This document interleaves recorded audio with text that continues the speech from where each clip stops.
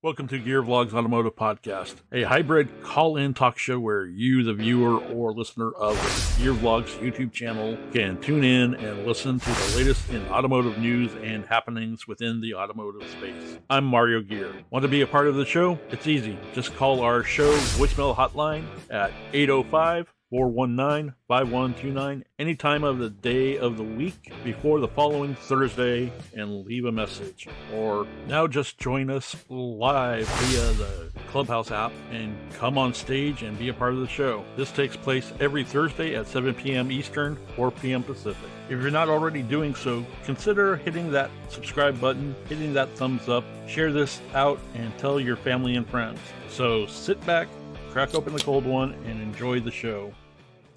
My first story for this episode 28. PG&E and Ford to explore the F-150 Lightning all-electric pickup truck as a backup generator for homes during blackouts and brownouts.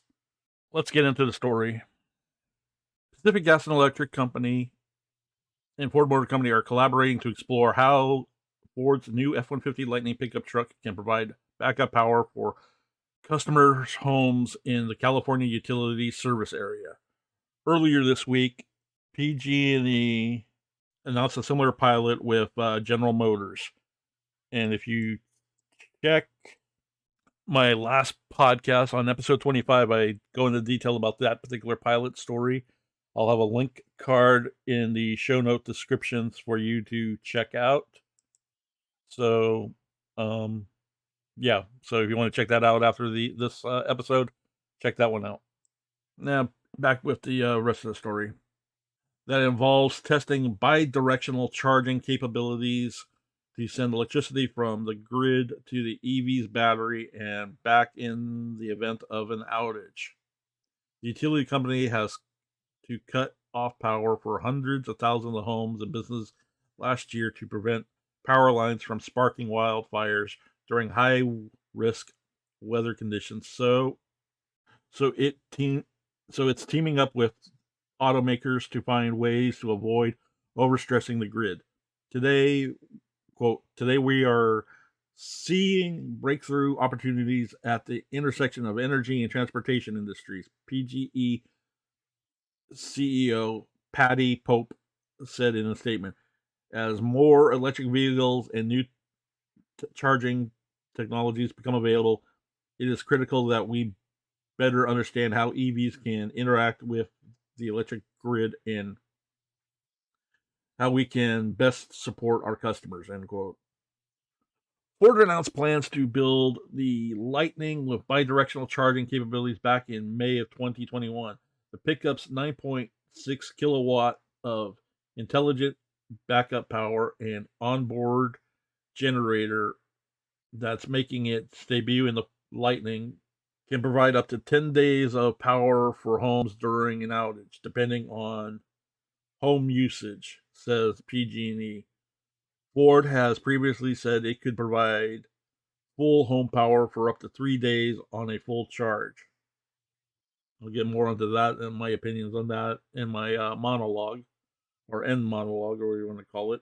But let's keep going. Ford's intelligent backup power, which automatically begins powering your home if your Lightning is plugged in at the time of an outage and then switches back to charging when the outage is over.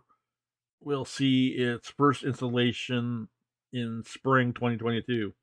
They'll be supported by solar, battery, and energy services provider Sunrun, which has partnered with Ford to install the 80-amp Ford Charge Station Pro and home integration system.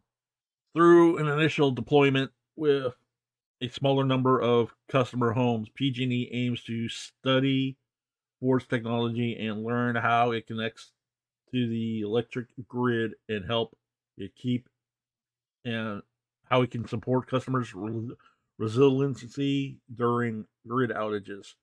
Beyond that, the two companies plan to explore additional use cases for bidirectional charging technology. Now, my take on this. The technology for getting back onto the grid, supplying your home and everything has been around. Hence why you have Tesla, with their solar systems and, battery backups such. The biggest obstacle has been PG's reluctancy of letting these customers hook up into the grid and essentially cutting into their profits. This is the main reason why they're delaying this.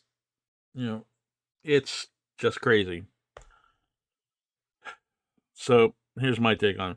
This is all great and dandy, but why should I, the consumer, get into debt for a failing energy infrastructure that was getting fat off of all of the profits it was earning in years past?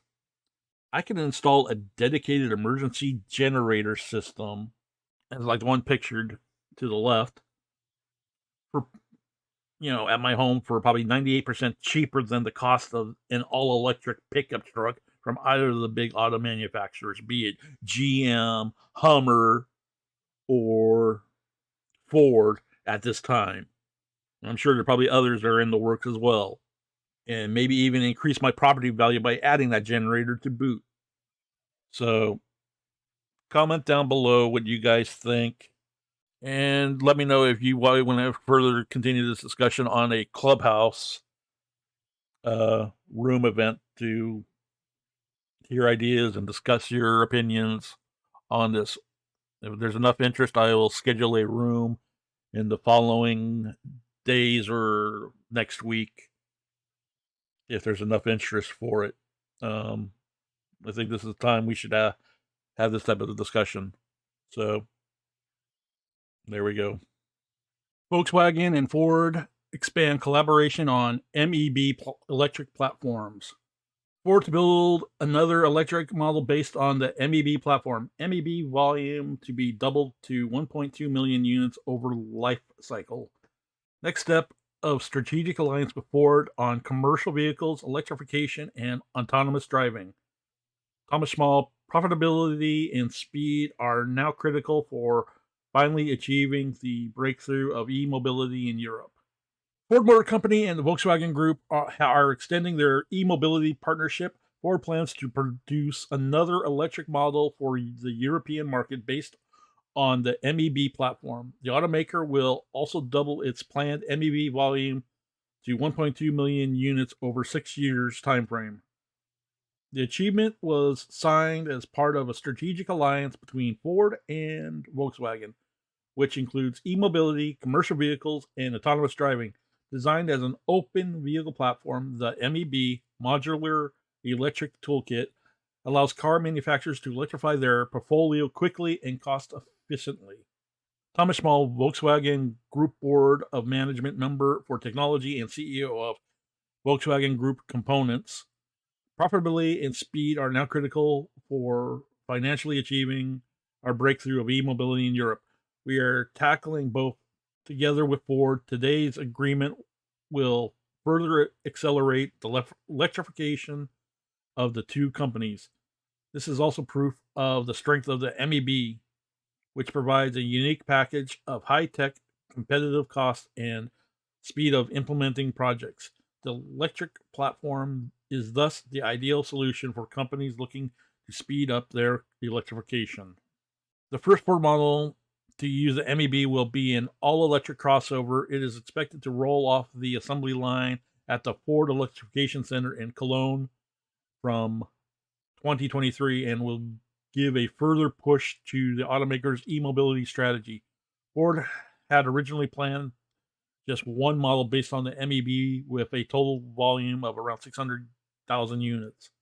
The company has not yet released any details about the second planned model.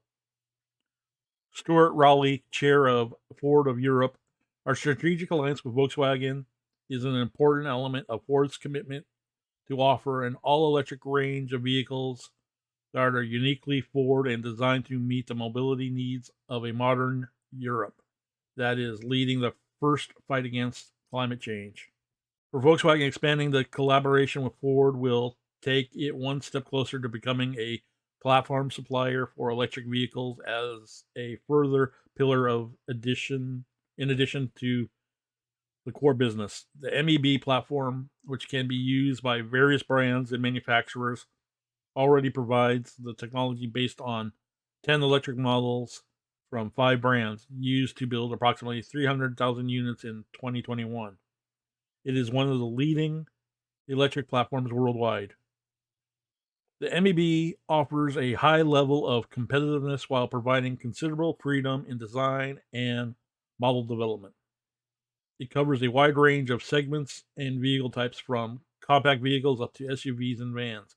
The most recent model based on the MEB is the Volkswagen ID Buzz, which celebrated its world premiere last week. The MEB also offers a much more competitive cost base compared to other electric vehicles due to the utilization of economics of scale worldwide.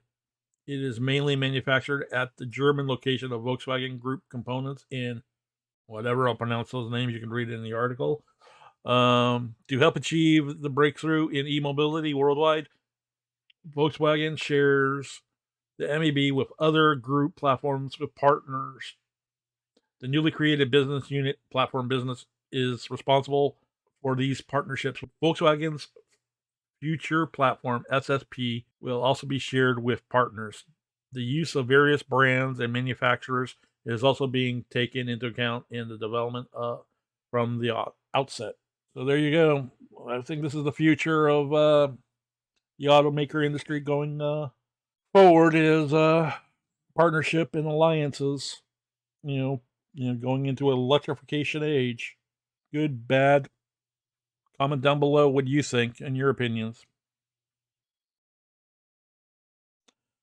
The Alpine A4810, the latest concept unveiled by the students at the IED Design School.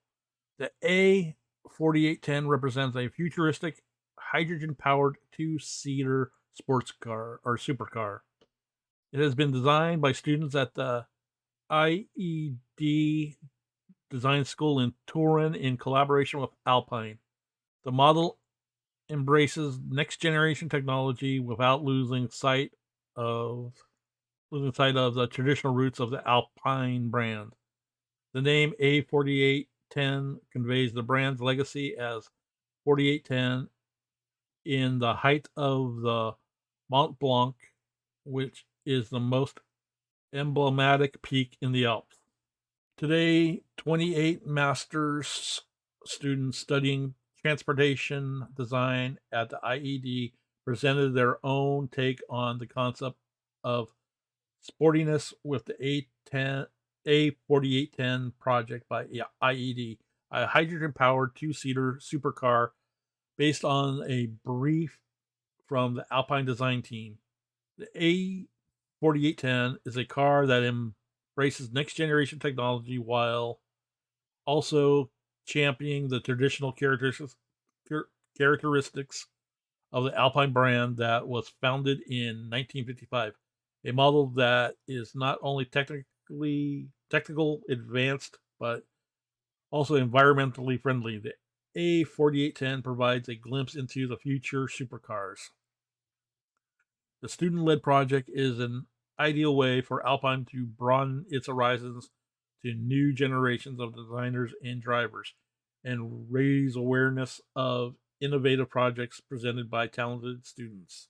An innovative concept car created for a sustainable future. The Alpine A4810 project, led by IED, has a length of 5,091 meters, width 2,010 millimeters, in height of 100 or 1,055 millimeters, wheelbase of 17 millimeters. It's a two-seater supercar with an experimental combination of the shape of a Berlinetta with a hydrogen powertrain, while the engine and fuel tanks are built like those on a typical hypercar.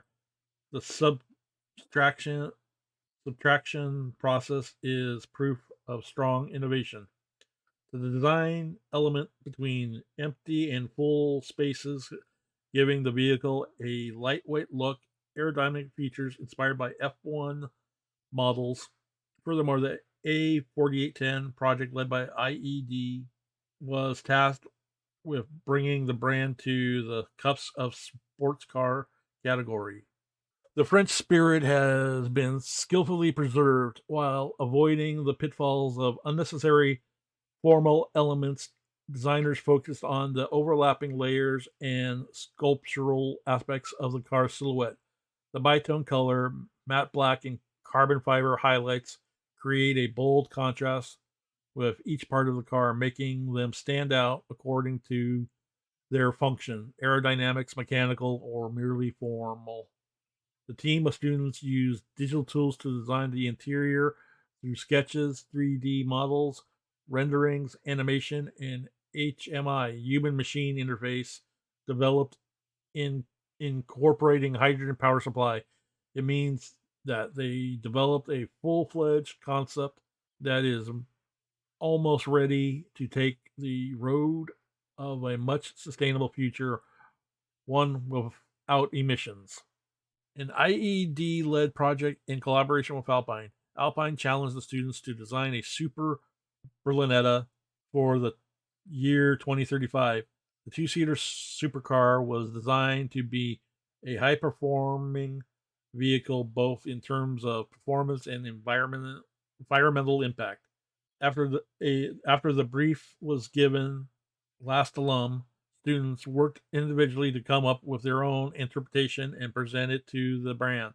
Alpine then selected a combination of two main ideas based on two selected proposals. The young designers created the A4810 project by IED, a light yet powerful and agile concept car that boasts pure driving pleasure. During the design phase, the students sought to combine vision and innovation without losing sight of the traditional roots of Alpine brand. Furthermore, they chose a name that conveyed the brand's legacy. In fact, the 4810 is the height in millimeters of the Mont Blanc, the highest and most emblematic peak in the Alps that sits at the border between Italy and France. Like a bridge connecting IED and the Alpine. The brand Alpine is named after the very same mountains and evokes the joy of driving along those windy roads. The director of IED, Turin, said, as in previous years, through their most important project, the master students have embraced notions of skill transversely and teamwork in a fertile and visionary environment. This is part of the IED DNA and will help prepare students for the challenges the industry will face in the future and serve as a foundation for their professional success. Alpine's contribution was one of the passion, enthusiasm, and constant presence, and marks another milestone in international collaboration. Furthermore, this was an opportunity for students to work under the guidance of Anthony Villain, Alpine design director, Ralph Linari, Alpine chief designer, and a number IED alumni who had the pleasure of seeing again. Alpine design director said, collaboration with the IED design and its students has been a great experience. It was a filter for us to see the brand through the eyes of younger generations, but also an opportunity to share our passion and know-how and given them sound advice for a successful career in automotive design. The Alpine A4810 project by IED has been a very exciting experience with IED students and lecturers, added Alpine chief designer. The result is a futuristic supercar that explores new territories for the brand in terms of package, propulsion, and design language. The different creative approaches of the young, talented students combined with IED know-how gave rise to some very interesting responses. Furthermore, the extraordinary final result makes the collaboration a resulting success. I don't know. I could imagine Sidla would like to see a working prototype and seeing how she'd handle. I just don't know if how it would hold up in the road conditions of here in the U.S. and California, let alone. I know of quite a few pothole laden roads that would not do well with that front splitter. So it makes you wonder if they would provide any kind of ride height assist for those situations. Yeah, comment down below what you guys think, and yeah, let's hear your thoughts. NASCAR Camaro ZL1 to enter 24 Hours of Le Mans. It's being reported that since 2019, the Chevrolet Camaro as we know it will die after the 2024 model year. It's due to be replaced by a soulless electric sedan that will represent absolutely nothing to anyone who cares about the things we love. Before that happens, though, the Camaro will be given the chance of a lifetime in the world's most prolific motorsports event. NASCAR and Hendricks Motorsports have announced a cooperative venture to enter a modified Cup Series Camaro in the 100th running of the 24 Hours of Le Mans in 2023. The plan was announced from Sebring International Raceway on the eve of the WEC's 1,000 miles of Sebring and the IMSA 12-hour of Sebring due to run this past Friday and Saturday, respectively. The specialty prepped next-gen NASCAR Cup Series Chevrolet Camaro ZL1 for Le Mans will be a collaborative effort between Hendricks Motorsports, NASCAR, IMSA, Chevrolet, and Goodyear. The car will fill the ACO's famed Garage 56, reserved for showcases of innovative vehicles that fall outside of the race's traditional class structure. Curtis Now's Hendricks VP of competition will oversee the project. Now's has extensive experience as a NASCAR crew chief, having been part of all 7 of Jimmy Johnson's Cup Series championships. Now's has also been plying his trade during IMSA endurance events as part of the number 48 Ally Cadillac program jointly run by Action Express and Hendricks Motorsports. It's understood Action Express will assist Hendricks in running the Cup Series Camaro at Le Mans. Further details will be announced in the coming months, but planning the conversion of a Camaro Cup chassis into a endurance race car is already underway.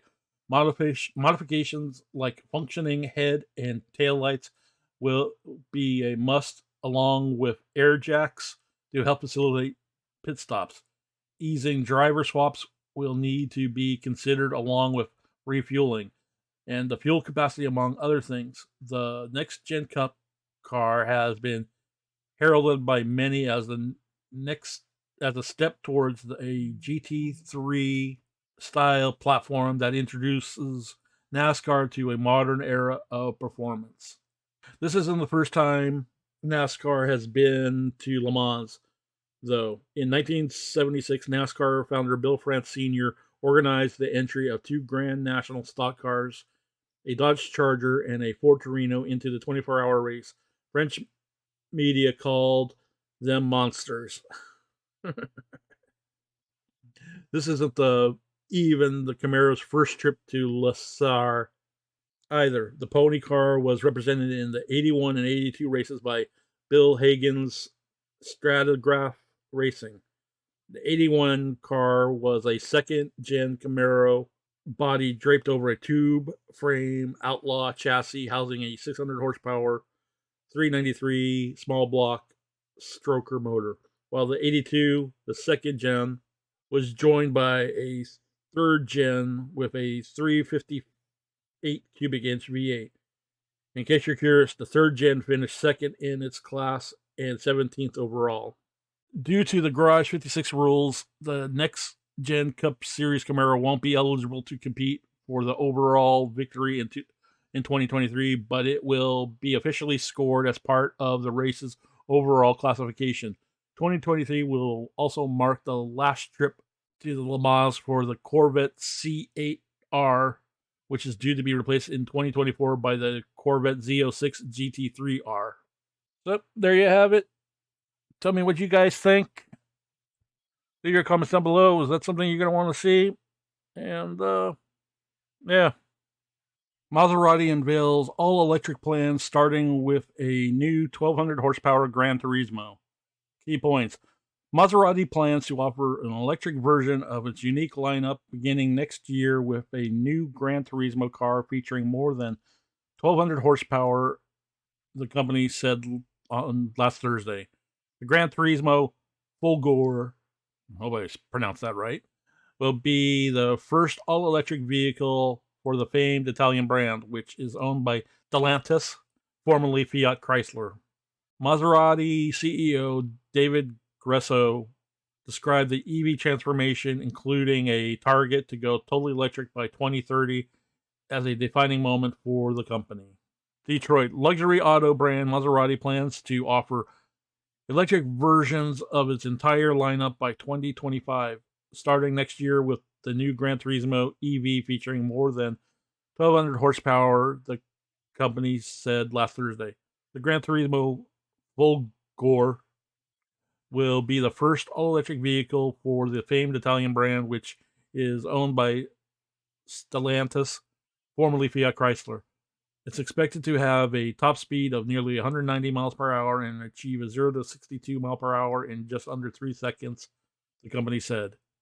After the Gran Turismo, Maserati will introduce the all-electric Grey Cals midsize SUV and Gran Cabrio GT car by 2025.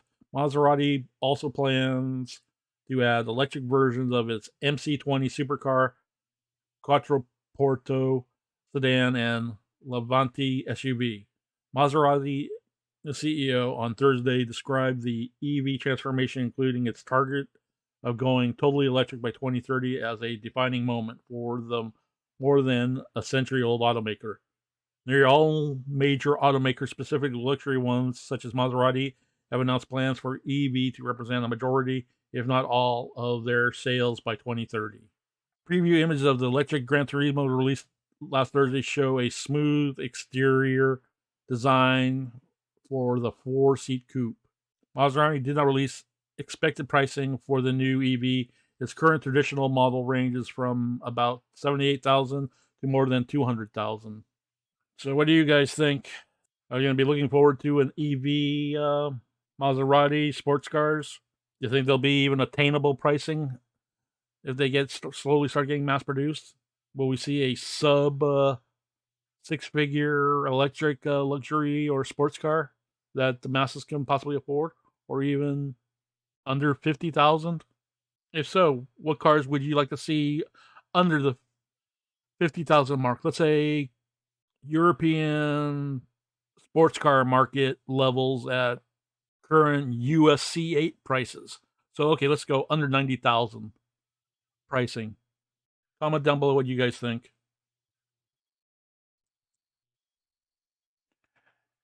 Here are some videos YouTube thinks you might like. The next segment clip will be up shortly. Be sure to hit that subscribe, like, comment, and share buttons for this episode. Thanks for hanging out, and I'll see you soon.